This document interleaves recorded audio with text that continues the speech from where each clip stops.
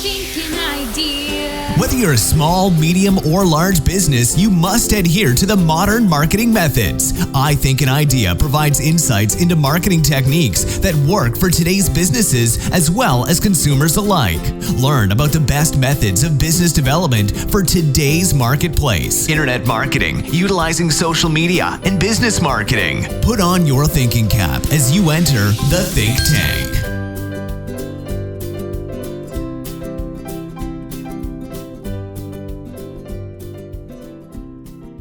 Today we have Brian Winch on I Think an Idea Think Tank, and I'm excited to speak with Brian today. Just for those of you who are watching, just so you guys know a little bit about Brian. Brian started a business called Clean Lots. If you go to cleanlots.com /my success story, and I'll share that on the screen. In fact, I'll just go there right now and just show people that website as well. So here's Clean Lots, and a little bit about Clean Lots. Basically, Brian's got an amazing story. He's the creator of Clean Lots. He's been operating a parking lot cleanup business since 1981. And he's had many different articles written on him with Home Business Magazine. He's got a press page. He's got some amazing testimonials. So if you guys go to his website, you guys can actually read about Brian. And he's also got some podcasts too. I understand you're also a writer of the Clean Lots book too. And, I'm excited to have you on here to talk about your journey. I know when you started, you had very little money or education or skills, but you had lots of passion and lots of persistence and patience. And, obviously that's something that's super important when it comes to being successful, in business. And so maybe tell us a little bit about your journey and how you got to where you are with Clean Lots. Well, it's great to be here, Hugh, and you're absolutely right. I think whatever endeavor a person gets involved with, whether it's a side hustle or a full-time business, the main things you bring to the table are a passion for your idea or what you're going to do, and be persistent and patient, and you'll be successful. And I think those attributes are more important than your pedigree, how much money is in the bank, or how much startup capital you have, and skills. You can always develop those skills, especially these days with the internet. There's so much information out there where you can pick up skills that frankly weren't available to me when I started this business in 1981, well before the internet. So I had to go out and get hard copies of books that were put out by different levels of government or banks, or go to the library and learn what I needed to. But at the same time, it's important to realize when you need to delegate some work to the professionals. But always find solutions to problems, and you always have to be moving forward. But when I got started, I was working a full-time job. And I realized it wasn't something I wanted to do my whole life. I've always been an independent soul and like to get out. I enjoyed working outdoors. And I thought, there's got to be an opportunity for me somewhere. So I started looking at what I could do for, a limited budget, limited experience and skills. And I thought, well, what about a cleaning business? There's all sorts of people that don't like to clean, and all sorts of people that like to pay for it. And I started looking at different possibilities. And then I recall that my dad, years earlier, would moonlight. Back in those days, it was called, it wasn't called a side hustle or side gig. And he used to go out and clean up litter outside a strip plaza, or a small retail property just a few blocks from where we lived. And he'd taken me along with him a couple times, and I thought, wow, this is easy work. It's almost as easy as going for a walk and getting paid for it. And so I started looking into that. I started doing some market research and started making some cold calls, if you will, to my prospects, which are real estate or commercial property management companies. And maybe 2 or 3 phone calls in, I got a bite. This guy said, wow, I need somebody. I'm having a tough time finding somebody who's going to show up on a reliable basis to clean up the litter outside my property, which would be the sidewalks, the parking lot, surrounding landscape. Would you be interested? And that's how it all started. I went out there. I had to basically learn from the School of Hard Knocks, how to price my service, how to walk the property, when was the best time to do the service, how much to charge.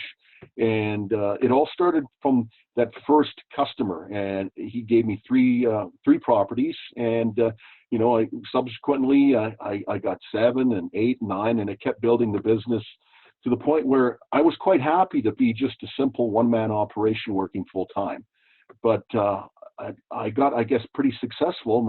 I couldn't turn down the request for work from my clients, so I had to kind of scale the business, bring in some other people, and grow the business. I didn't want to turn down work and let maybe my competition, take some of that work from me.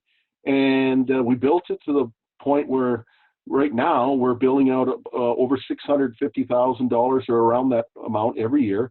And we have typically around 150 properties that we service. Cool. Hey, so as you're talking about, because I deal with digital marketing, and I many times deal with people that are just starting a company. There's a lot of people that come to me and they already are established within business. Like, for example, one of my clients is Mercedes, and that dealership does 100 million a year in revenue. Just out of that one dealership, but they're behind a big brand and a big corporation. But for the little guys, I mean, I've had doctors. Many doctors do 400 to 600,000 a year, and they have more of like a self-employment type thing. And starting businesses since I was young. I had a painting business. When I was 19, I bought a franchise, and you start doing the work, and then you realize you need more people because you can't do everything. And then it's like understanding like what to look for in somebody that's working for you. But tell me a little bit about maybe your mindset behind taking care of customers, because even though I call it like in the future, and we have all this technology and we have social media, I kid these days with clients that I talk to that are successful. And I said, I think the skill of the future is going to be communication and people skills. And, we have all this technology, we have email, we have the internet, we have websites. Even some of my clients don't want to talk on the phone. And so it's funny because a phone is so simple. And now we have Google Hangouts, and right now we're on Zoom, where you and I can have a conversation just like you're right next to me.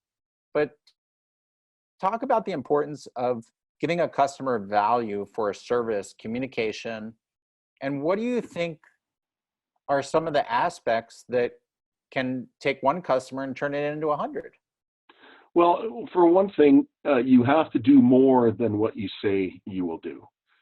Anybody can clean, but if you take it one step further and do a little bit more, but communicate what you're doing to your customers. Let them know that, hey, while I was there, I did this little extra thing. I noticed somebody dumped a tire in front of the waste dumpster, and I tossed it in for you. Things like that. Communication is so key. It helps cement that business relationship, and they're more likely to want to continue doing business with you if they get that regular communication. And you mentioned about phones. I mean, if you don't like to talk, there's texting.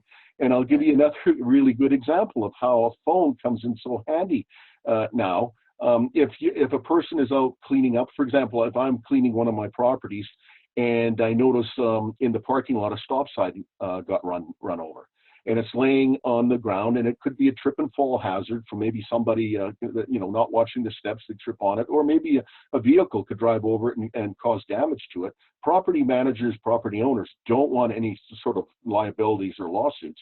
But if you take out your phone and you take a picture and then you text it to your customer. They know exactly what you're talking about, without you having to speak to them, basically, if that's not what you want to do. And you attach the text as to, here's the stop sign knocked down at this point in the property, and, the name of the property, and send that to them. They love you for that, because like I said, you're saving them from potential liability issues, but they want to get somebody out there to repair the damage as soon as possible before something happens. Or, the worst thing to them is for them to get an angry phone call from one of their tenants, like, hey, there's been graffiti on the wall or in front of my store for 3 days. Why isn't anybody coming out to address it?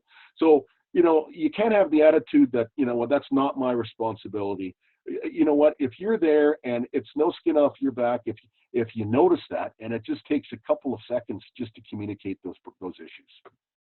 Yeah, there's one thing, because I do digital marketing and I help companies get on the first page of Google, and there was something that impressed me when I looked at your site, and I'm gonna do a little screen share here. I don't know if you'll be able to see this on your side, but can you see this? Okay. Yeah, I actually have I have a scan of cleanlots.com, and this shows like different keywords that you rank for, and a lot of times this isn't 100% accurate. It just gives us some ideas on maybe what's working, what's not.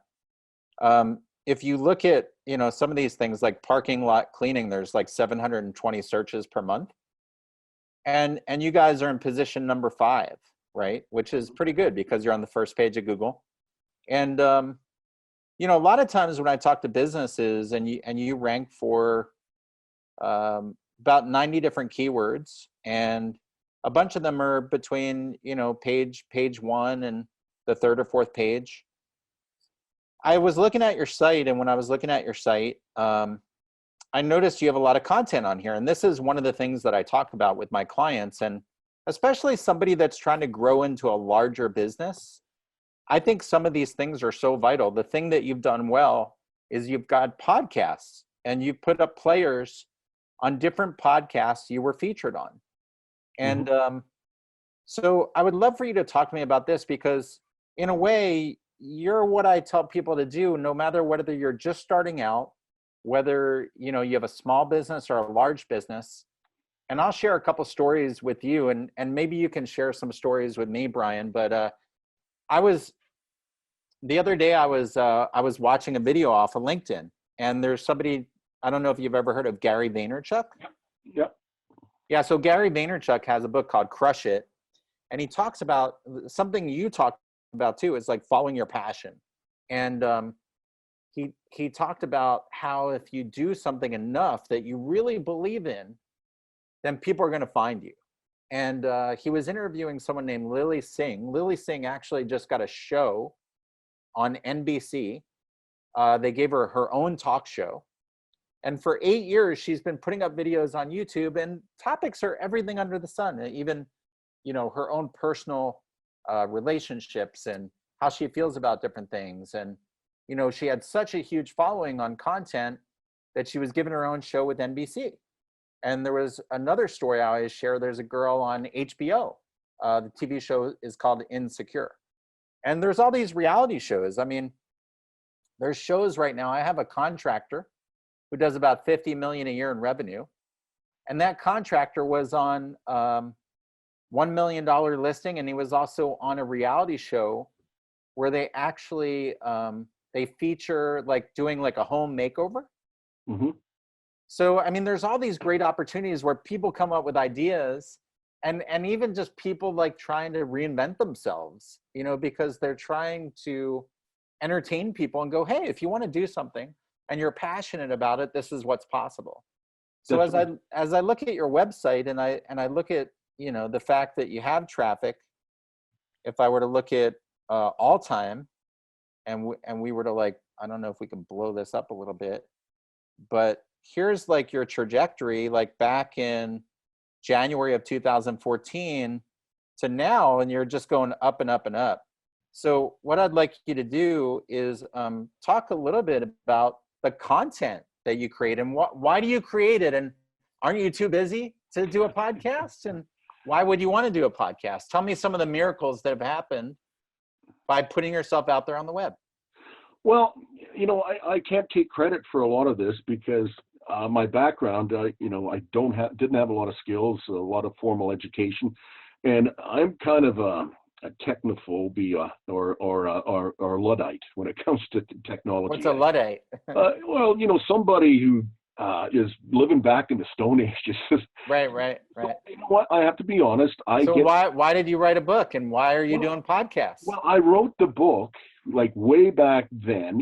It's I've revised it several times, and I used to market it back in the day the old-fashioned way, mail order channels, like sending it out in the mail, and some people might remember, like even 10, 15 years ago, the proliferation of business opportunity magazines on the grocery newsstands, and one by one. So why did you create a book? Because you wanted to do consulting on how people can do this? I created the book because I wanted to share this great business idea that I had developed, and like I said earlier, it's almost as easy as going for a walk and making money doing it.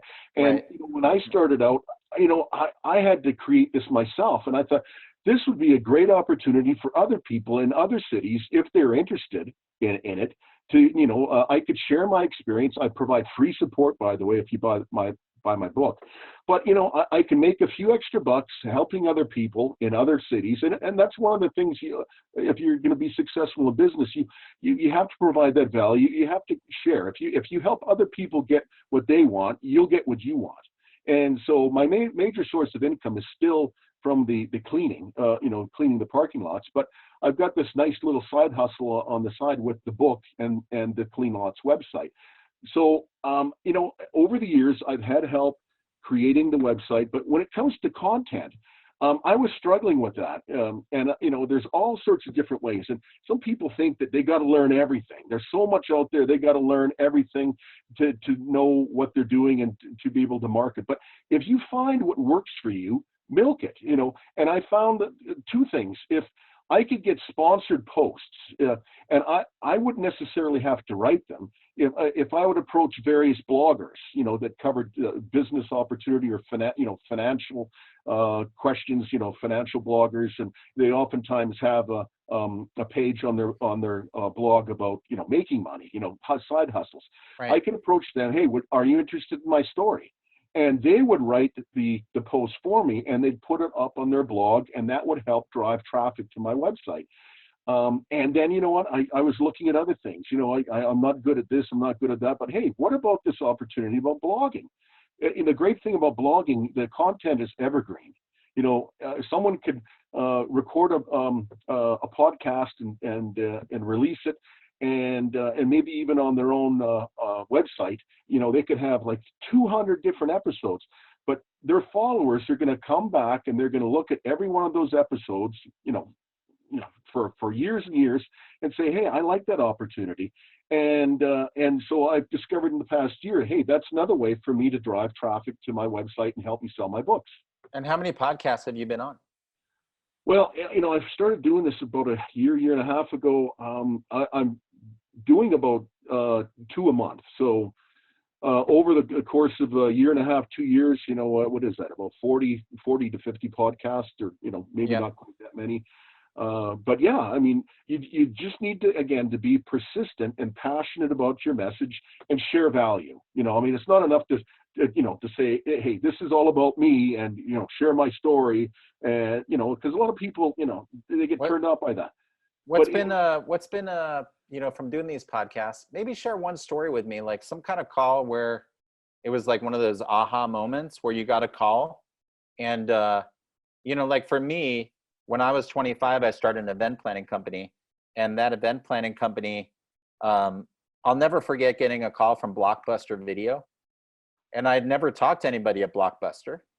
And they called me up and they said, hey, we're doing some grand openings of Blockbuster stores. This was back in 1996. And here's the funny part of it is Blockbuster doesn't exist right now because of the internet. And they were like one of my first big clients that called me, and they said, we need to do some grand openings. It was like 5 different locations. They said, listen, we need someone to go and do like some fun events. I had an event planning company.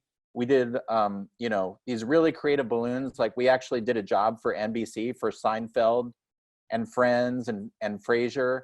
You know, we came in, we created like peacock shaped balloons. And you know, for the whole cast of Friends, they were playing with these balloons. They did a big fall promo shoot for NBC. But here I get a call from Blockbuster. I'm in my 20s, you know, 25 years old, you know, with a business. And they say, we want to fly your team to these 5 different locations. Send us a quote. And I sent them a quote, I think, for the airfare and, you know, the promotions. And it was like 30 grand. But when you're 25, 30 grand seems like a lot of money, right? Yeah. And they're like, okay. So I sent them the invoice. They sent me a check. That easy. Yeah. And they found me because I had updated some content on a website. I didn't know what I was doing. I was just updating my site because I wanted it to be better and better. I was obsessed with my passion of like being able to provide services to people that would be fun and entertaining, right? They would have fun. And then I got a call from Guess Jeans too. They actually wanted us to come and scare the living daylights out of their employees for Halloween. And I had all these entertainers and people that dressed up as monsters. And, you know, we came in, it was so fun. They want us to shut off the lights, hide under the desks, and bring in like Frankenstein and Dracula and Jason. You know, it's like, wait, we're getting paid to do this, right? So we made thousands of dollars doing some really fun stuff that, you know, like for you, you said your job is like a walk in the park. Yeah. And you do it because you want to do it and you're enthusiastic about it, which is amazing. But, you know, many times I have people that contact our agency, I Think an Idea, and we're in Santa Monica, but we work with people everywhere. And it might be someone super successful. They have a company, but they don't want to write a blog. They don't want to do a podcast. And they know they want to be on the first page of Google. And the stuff that I tell them to do is very similar to what you're doing and what we do for other people. We had a client, we literally took 700 videos and we created 700 podcasts. We took the audio, we edited videos, we put an intro and an outro. We loaded it up to a media hosting platform. We pushed it out to 15 different podcasts. And within 8 weeks, they had 5,000 downloads. Yep. And then we took that and we transcribed it. And we had writers. We had a team of 3 writers. We wrote 200 articles in literally 90 days of almost 1,000 words. And you take 200 times 1,000, that's 200,000 words. Yeah. Or maybe more. Maybe that's 2 million, right? Yeah. And we put that on Google, and then obviously Google has to crawl that material. But what you're talking about with bloggers, I mean, many times for the clients that we have, when people have a site and they want to create content for their users or the visitors that come to the site, I would say one of the biggest challenges is coming up with the content and then on a consistent basis. So sometimes I'll take my writers and I'll reach out to a site and go, hey, can we contribute a 1,000-word article? Right? Like we have a client, we'll write the content, we'll submit it out to the client, we'll get them a backlink on something. Like one of our clients, we got them an article on this architizer.com. And for someone to put a listing on there, like a display ad, costs $7,000, right? For one ad, right? Like on 1 month is $7,000. And we said, what if we gave you like these really amazing high resolution images? And this client worked with Quentin Tarantino, and they worked with, you know, Massage Envy and all these big corporate clients. And we just pitched them. We sent them the materials. They wrote an editorial. It was a beautiful spread, but it boosted the client's rankings. And the client was so busy, you know, doing what they do, like they would have never come up with that idea. Yeah. But the reason why I bring this up is because what you're excited about and the podcast that you're doing and the blogs, hats off to you, because most people are so short-sighted. They only see the dollar they're going to get today, and they never make time to plant what I call the magical seeds of farming. Yeah. Is like have somebody talk about you or get interviewed or put content out there, because you never know. And Gary Vaynerchuk says this, it doesn't matter if he's doing a webinar with 1,000 people or 2 people. Mm-hmm. maybe one of the two people is the right person to get that content across to. Because I think too many people prejudge. They go, well, I don't want to take time out of my schedule and get on a podcast and, just so two people can see it. And I just got off the phone call with a client who has a merchant. They do merchant processing. Mm-hmm. And they said, listen, I don't care. Like if I had to spend more money to get to the right person, it would totally be worth it than to spend a little bit of money and get to all the wrong people. Yeah. Yeah. And he's like, I don't care what it costs. If I could get this one client, that's going to charge, $60 million a year, I'll pay premium rates all day long to get that person. Mm-hmm.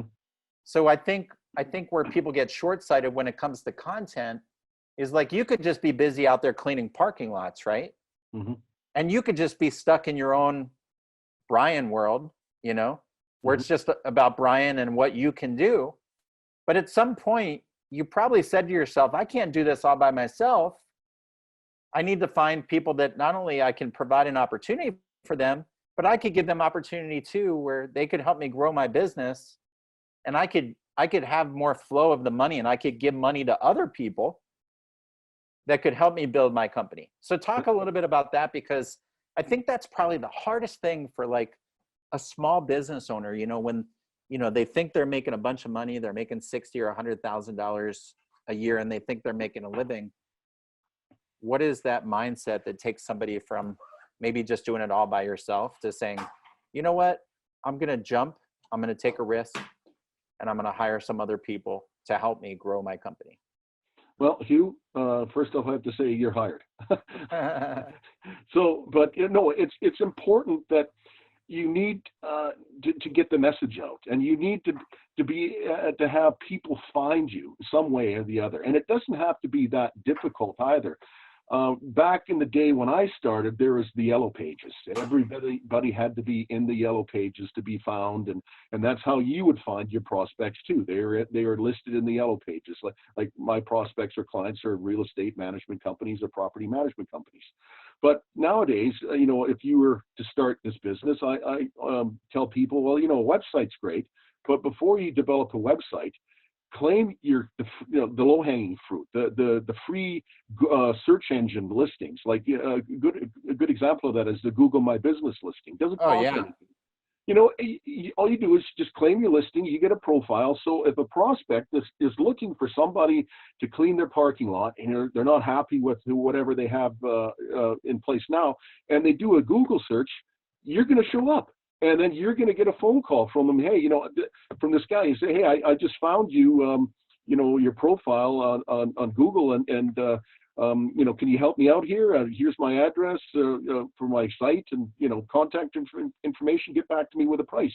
You have to do that if you're in any type of business to allow people to be able to find you. It's not enough just to go out there and you think, okay, I've got to do all this cold calling and I have to find these people. You have to make it easy for people to find you as well. And you can start, with the simple things like the Google My Business listing. It's funny you say that, because a lot of times when I get a client, like we do SEO and we write content, we build links, we optimize their website. But I'll look and see if they have a Google My Business. And a lot of times I have an e-commerce site. They're doing 30, 40, 100K a month in revenue. And they've totally ignored their Google My Business. And what I tell them is this: people like doing business with local people. Yeah. And so like when I run a targeted ad for a client, I will target an area where they have an address first. Because I know, like, if you're in Santa Monica, California, and I'm in Santa Monica, California, and I have a conversation with you, there's a higher ratio that I'm going to convert you into one of my clients because you're right here with me than if you're in Ohio. And I can't tell you how many times, and yeah, it is an excuse for people to come up with this, but I've had people tell me, hey, I'd like to do business. I'm in Washington, D.C., and I have a guy right down the street, and I've decided to go with him. Now, he might not be as good as me, but the fact that he's right down the street and they can talk to him and they can have him come into the office, a lot of times people are very, they're very favored towards that. Mm-hmm. But if we look at that, like, for example, I had a guy, he was selling like CBD and herbs online. Yep. And he was doing, 20, 30 grand a month in revenue. And I said, well, do you have an office address like on Google? And he said, but I don't sell out of my office. I sell, on my website. But I said, in Santa Monica, how many people are looking for CBD? And like, if you were local and you actually had a local address, even if you got 10 more orders a month, Mm-hmm. it would pay for itself. But it's not just 1 month. They're going to reorder month after month after month.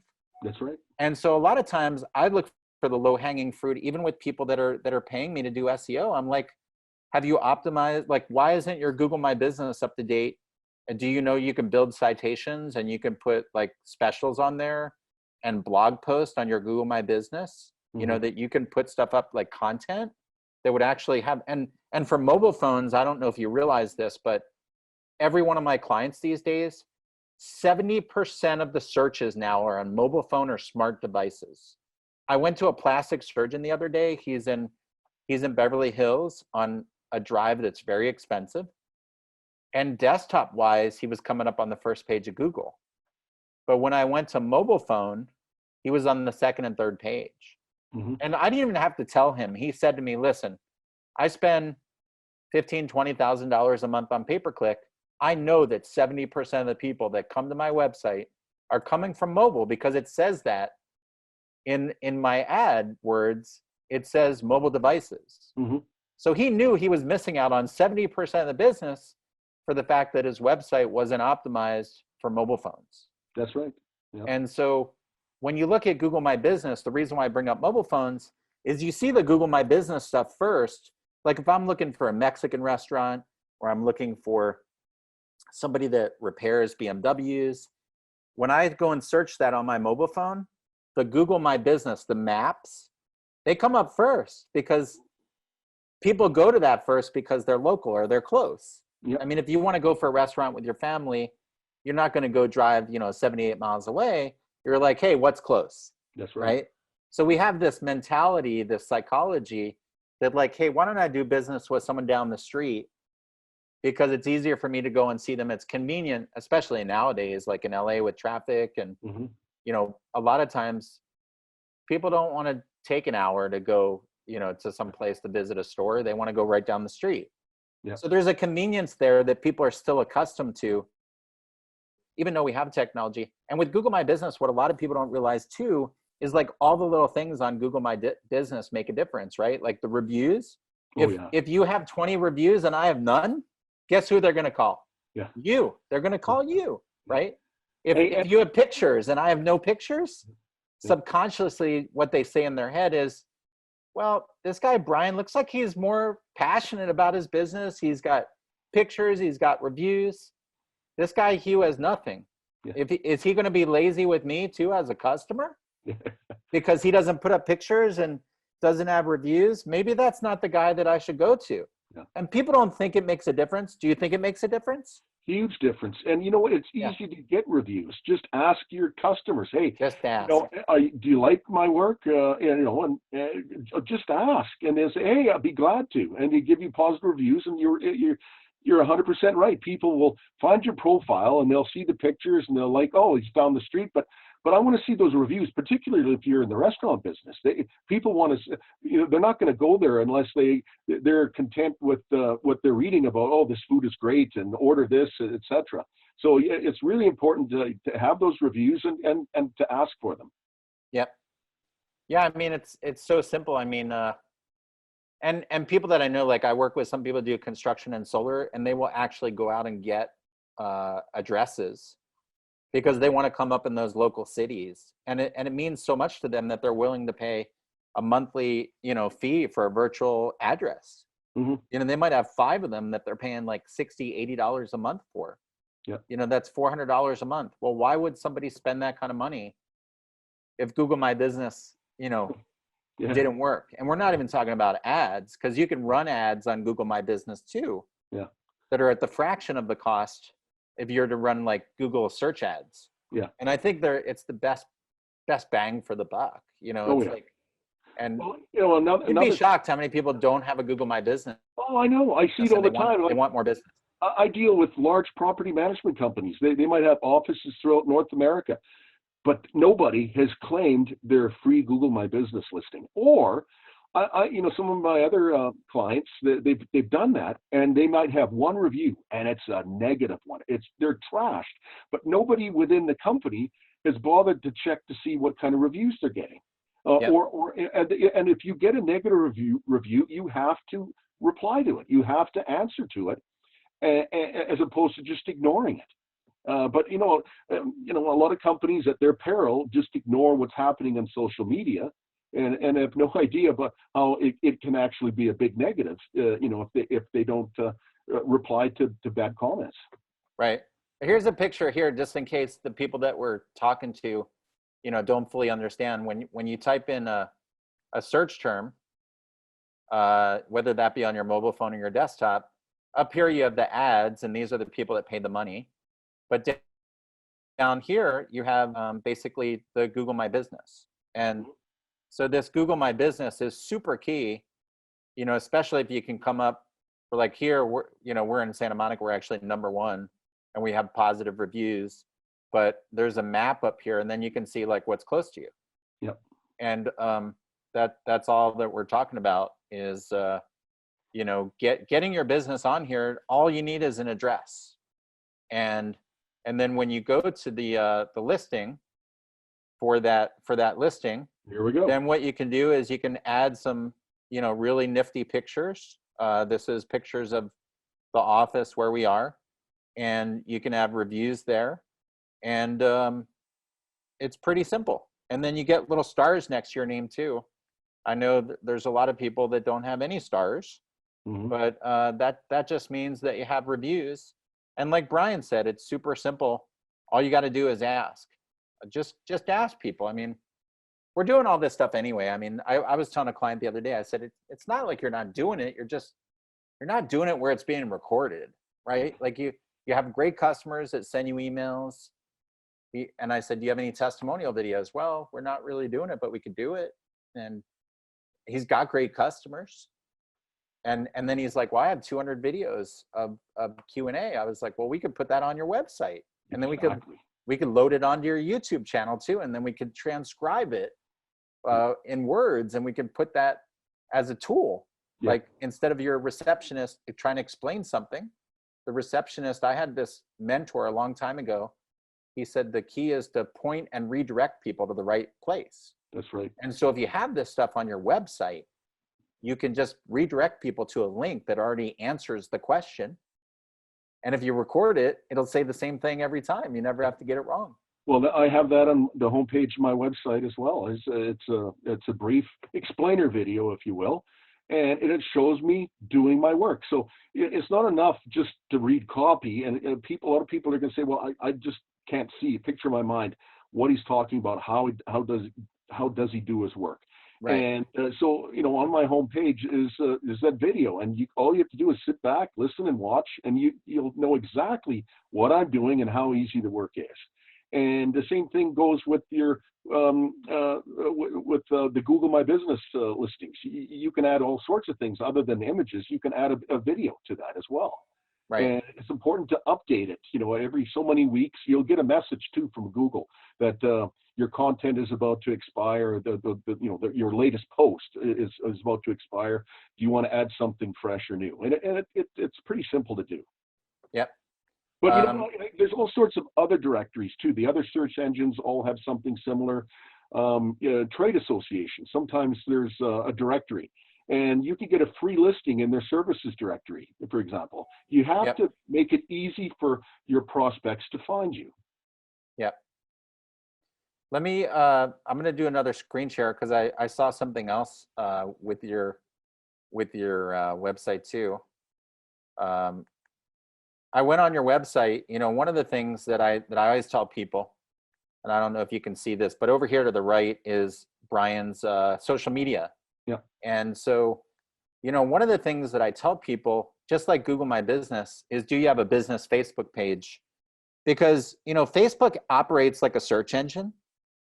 And what people don't realize is when you go up here, if you were to put, you know, clean, I mean, this is like another Google. Yeah. And so when you put this up here, what happens is these videos come up, and I'm just doing this to illustrate that Facebook is also a search engine. Mm-hmm. And so you got to have a Facebook business page. One of the things that I tell clients to do is make sure you fill this out like thoroughly. And the reason why is because Google crawls through Facebook too. Mm-hmm. Facebook is a website, and you have your story, you have a description. I've seen people's Facebook page where literally they have nothing there. Mm-hmm. Right? And people buy stories more than they buy facts, right? So here you have, you know, Clean Lots' operations manual. It's details on how to start and operate a parking lot litter cleaning business. It's got some information about Brian. Brian shows how he contracts with property management companies.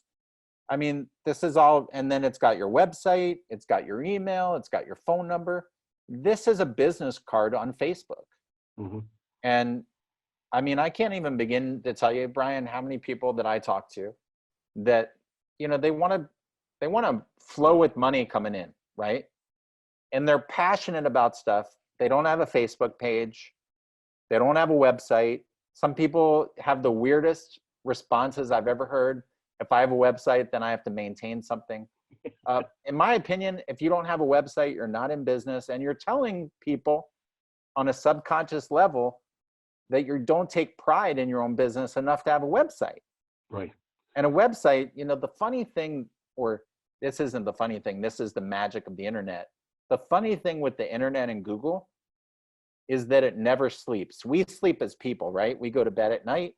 I know some of us stay up all night, you know, if we're excited, but we go to bed at night, and when we wake up in the morning, you know, we start a day again. But what's really cool about Google is it's there 24/7. Mm-hmm. So people can find you 24/7. But if you don't have a website, you don't have at the minimum, have a Facebook page, right? With your information where people can find you, you know, and they can see what's going on with you. You know, here we have different images, you know, that you put up on Clean Lots. You know, your YouTube is in there as well. You have some videos on there. Today, video is so important. I mean, you have people that don't like to read, right? Exactly. And a picture is worth 1,000 words. There's a book.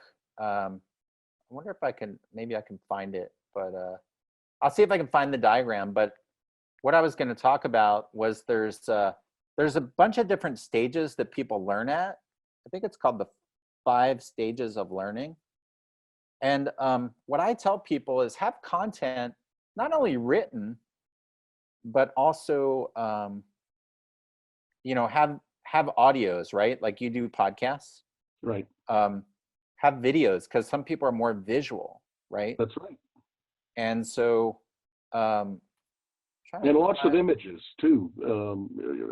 You need to break the content up and provide it in the various forms that people will gravitate towards. Right. Exactly. But you know, you made a good point. Like, you know, Facebook. If you're in business, you need to have a Facebook page.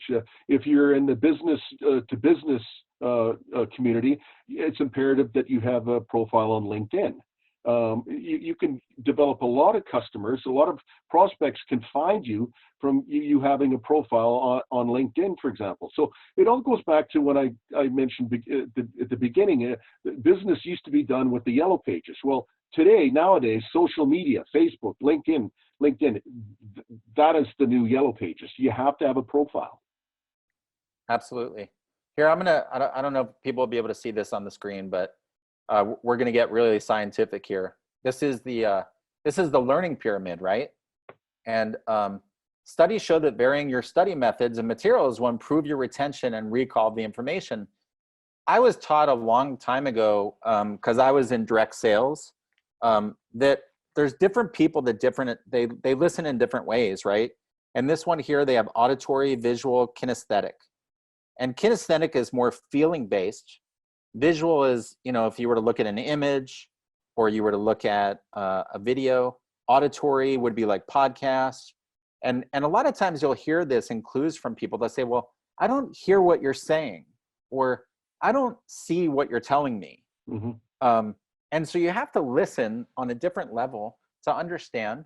And the reason why I'm putting this out there is whether you have a website or you have Facebook or you have social media, you know, some people are more into stories. You know, here's the active listening and the passive listening, and it has discussions that's like where forums and blogs would come in. Audio visual would be like podcasts and videos. Reading would be content on blogs, lectures. And then, you know, I think within kinesthetic and feeling is like, what are we teaching others? That's where like the testimonials would come in, or maybe like documentation on your business. Like, how does it work? And, you know, I met with this plastic surgeon the other day. You know, his average client is $15,000. When someone's spending that kind of money, they want to know, like, how does this whole thing work? You know, and am I making the right decision? You know, if I'm going to spend that kind of money, what's the procedure, right? Like, how do you guys do this? You know? And so those are important things when it comes to marketing. That, and I'm probably going into this on maybe too many different levels for people, but some people are very, like, you know, when people start businesses, some people are very technical. Yep. And they operate their business from 100% technical standpoint, but then they lose the people that aren't technical. Like me, I'm probably more visual, more feeling. But if you were to send me the blogs, I probably wouldn't read them and be as receptive as if I saw a video.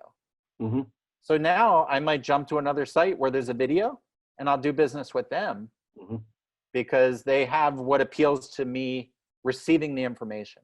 That's right. And so these are things that we don't think about when we create a website. Do you have stuff that's audio? Do you have videos? Do you have written stuff? Do you have documents and maybe like a how-to or maybe a guide on top 10 things to do when you're going to start a cleaning business? And one of the things you said reminded me of a book that I read. It's called The Science of Getting Rich with I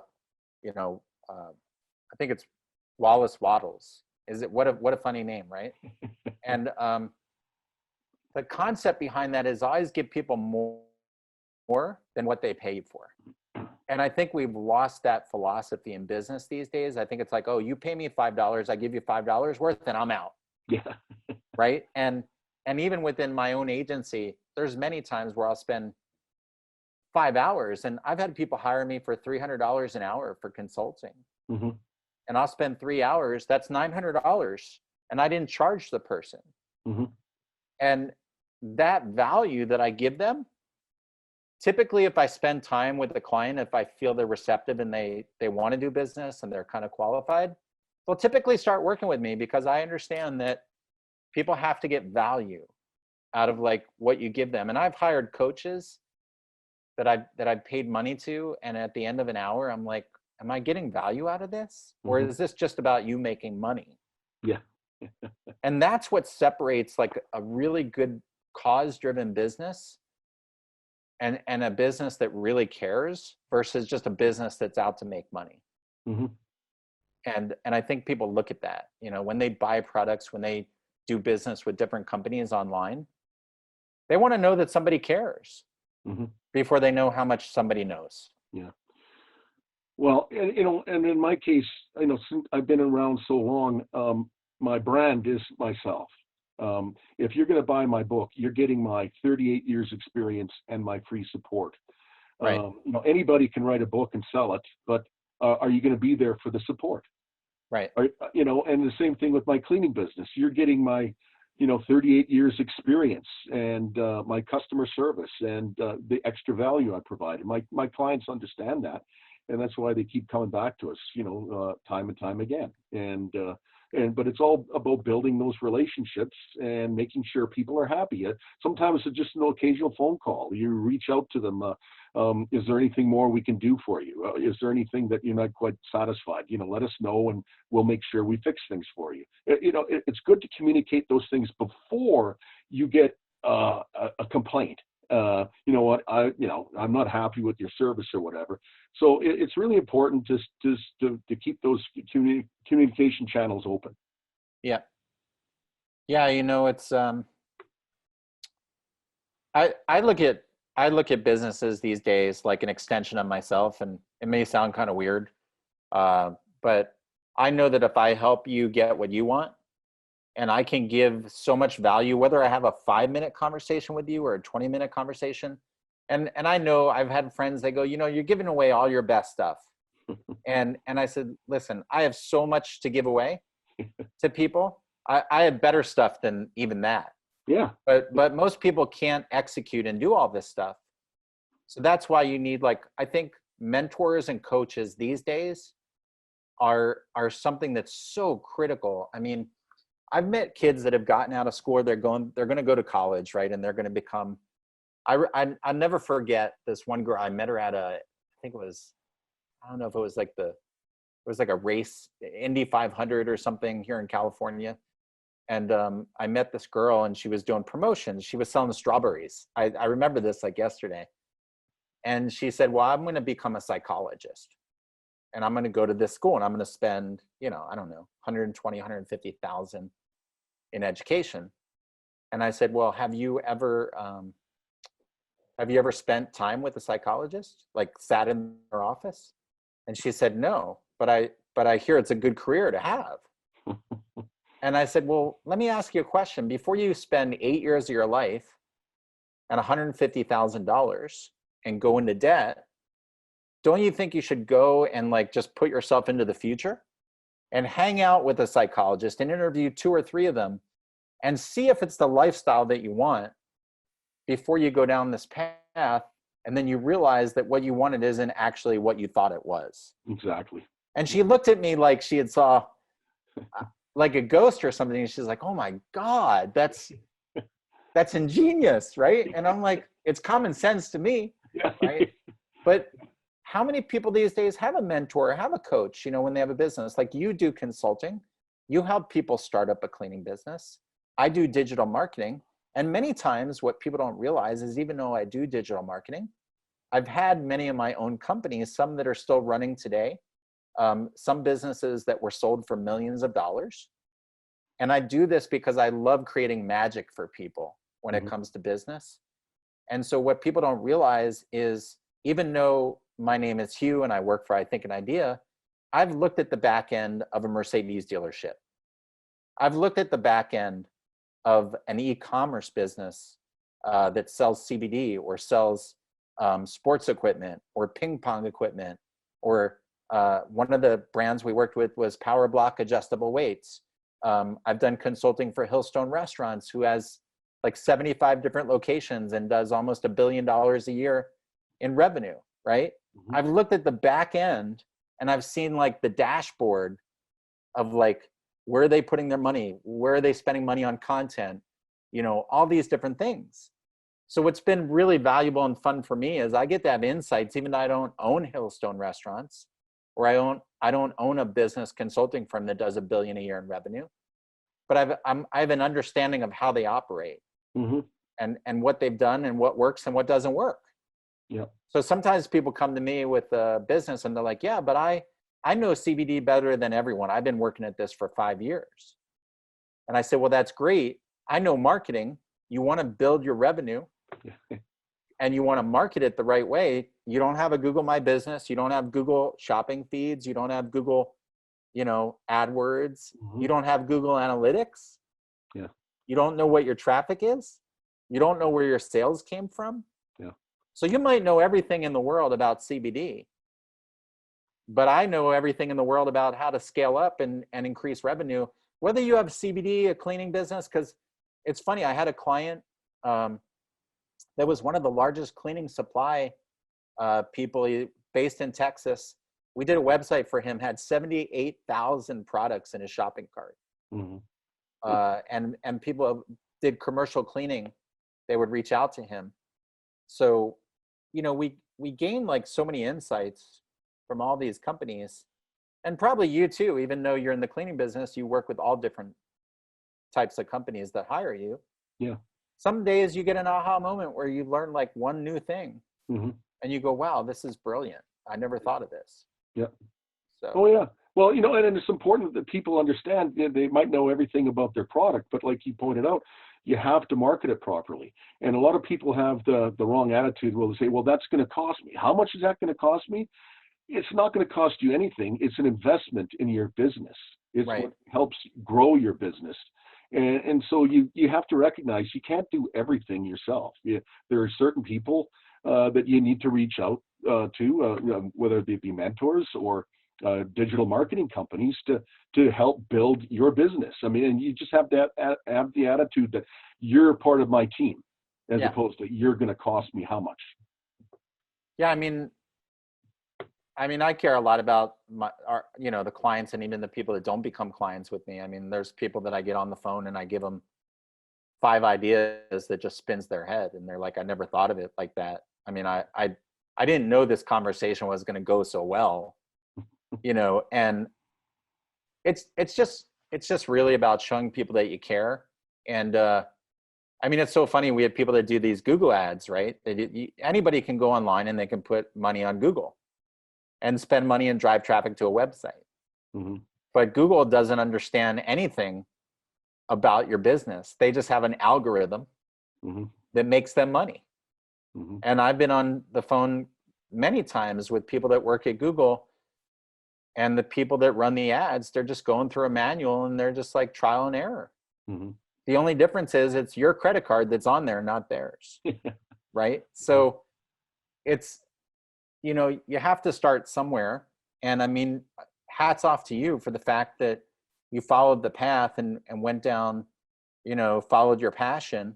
There's a good book that kind of reminds me of, there's a good book called The Surrender Experiment.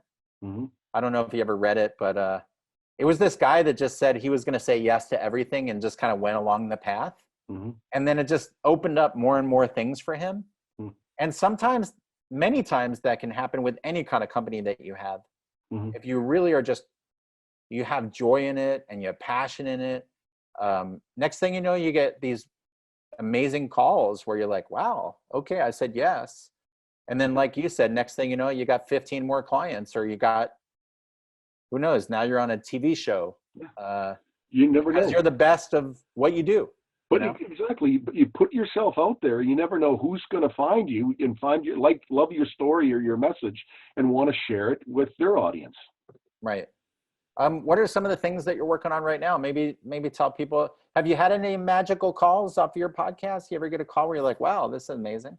Well, I mean, on a much smaller scale, I've had some people reach out to me, other bloggers to say, hey, I run this financial blog. I love your story and I'd love to share it with my audience. Or some podcasters have reached out to me and said, you know what, I found your website and I noticed you've been on some other podcasts. I'd love to have you on my show as well.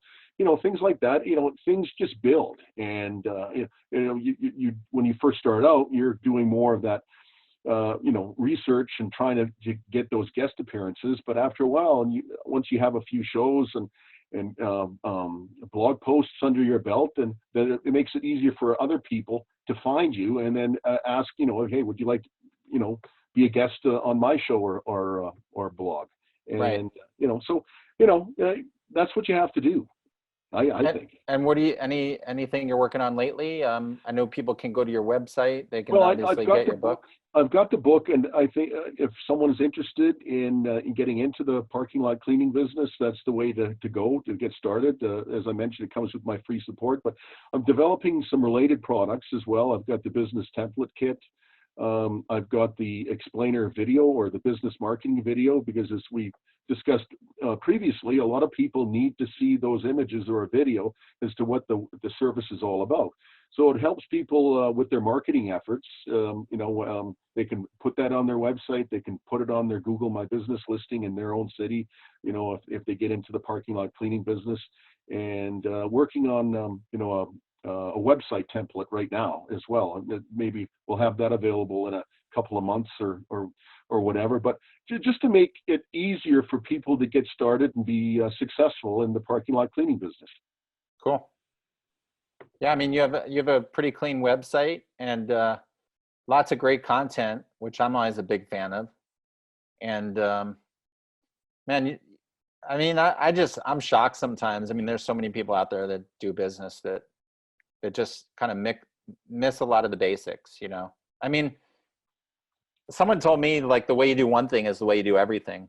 And so, you know, even like when I'm talking to these people that spend a lot of money on online, whether it be a plastic surgeon or someone that does home remodeling, I think what people need to realize is you have to become what you want to attract. Mm-hmm. And if you have a good platform, a good looking website, it's totally worth it because you're going to attract better people. Mm-hmm. But if you go to your website and it's kind of looks like a Halloween, like dark and kind of creepy, Mm-hmm. you're not going to attract good clients. No. I've worked with so many like celebrities and successful people, and I can't tell you how much they pay attention to detail. And that's why they go with people, because of the details. Because people look at the details and they care about the details. And then people that are at that level that spend that kind of money, they want to work with the best people, not cheap people or okay people. And it's not so much about the money. They want to know that if they hire somebody that they're going to get what they need to the best of their ability, that it's not going to be a halfway job or a halfway product. And if you have a website that's halfway or social media that's halfway, in my opinion, you're just telling people, I want the halfway people. I don't want the all the way people, you know? And you can start small and, you know, do one thing at a time. You know, you don't have to jump in and try to do, you know, have all sorts of profiles to, you know, work on one first, get that right, and then move on to the next one. Yeah, absolutely.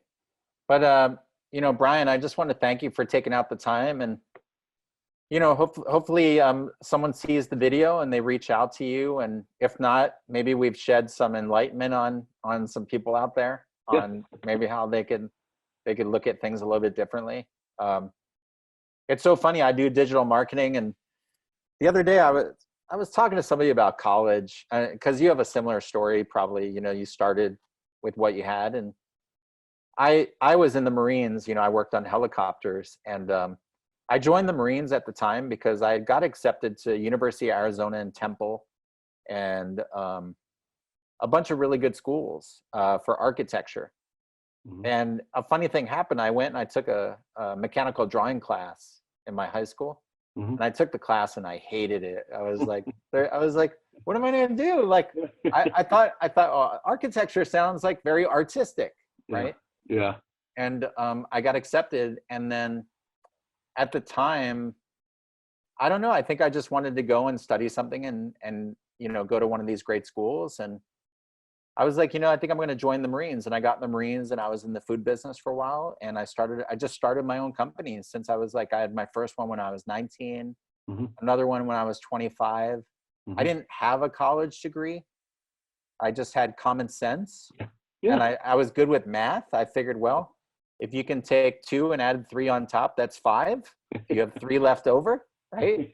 It's not that complicated, but I really like the magic of business, you know, like what's possible if you really like if you have good intentions and you put your heart into it, and you're big on helping other people like get what they want.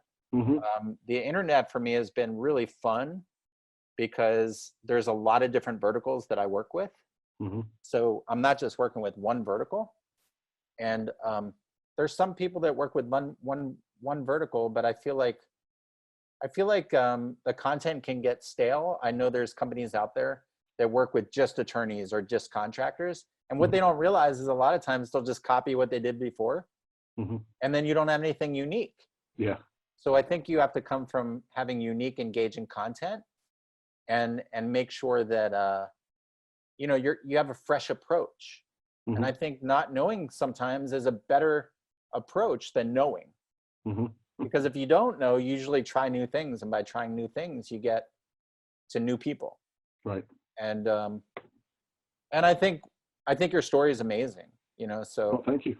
I think it's an example of how maybe sometimes we make things harder than really what they are. Exactly. I mean, I've become successful from such a simple little business. And, Right. It doesn't have to be complicated. Just do whatever you do better than other people with passion, persistence, and patience, and you can become successful. Yeah, absolutely. It's simple, just care about people and follow what you're passionate about. So, Yeah. well, cool. Well, thanks so much, Brian, for coming on board, and I'll put your website in the bottom of this video, and you can share it with, the people you have on your social media, and we can help each other spread the word and get the word out there. Awesome. Thanks, Hugh. It was great. Oh yeah. Thank you very much. Have a great day. You too. All right. Bye-bye. Bye-bye. I think an idea. Think Tank is sponsored by I Think an Idea, a premier digital marketing agency located in Santa Monica, California. I Think an Idea works with Silicon Beach companies, Fortune 500 and 1,000 businesses, and small businesses that want to grow their company both online and off. For more information, go to ithinkanidea.com.